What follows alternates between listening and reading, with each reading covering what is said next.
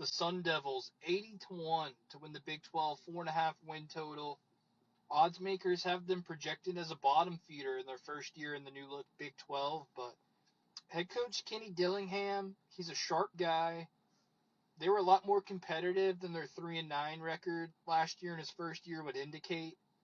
Most notably getting a win over UCLA in the Rose Bowl. Dillingham, he's having to rebuild this thing from the ground up, and he's got his work cut out for him. Their schedule is pretty tricky.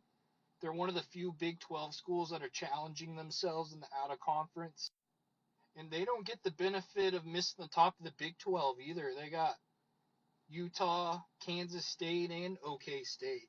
Offensively, you look at them, quarterback Jayden Rashada is off to Georgia this offseason.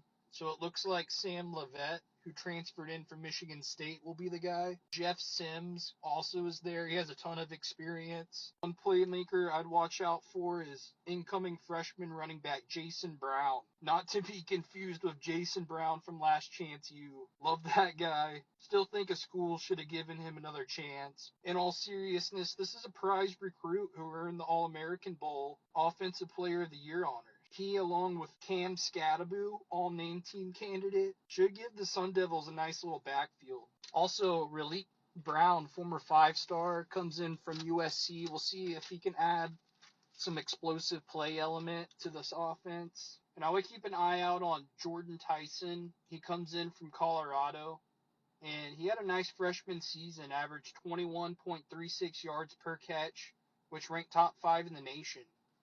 All of these skill players have some potential, but it won't matter if they can't block and the quarterback can't get them the ball. They're relying on a bunch of transfers up front, and I'm a believer you can't really build a quality offensive line through the portal.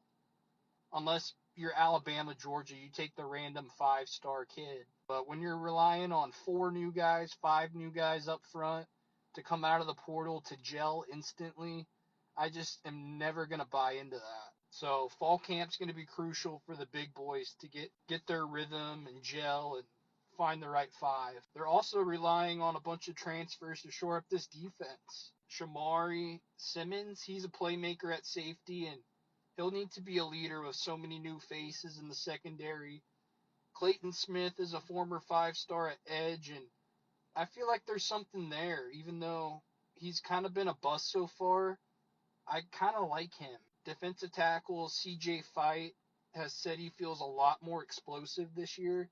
Look for him to emerge as a really good presence in the interior of this defensive line. I'm a fan of Dillingham and the moves they made this offseason. Arizona isn't the easiest place to win. You got a lot of distractions. It's probably the top party school in the country, and some guys just have their heads in the cloud.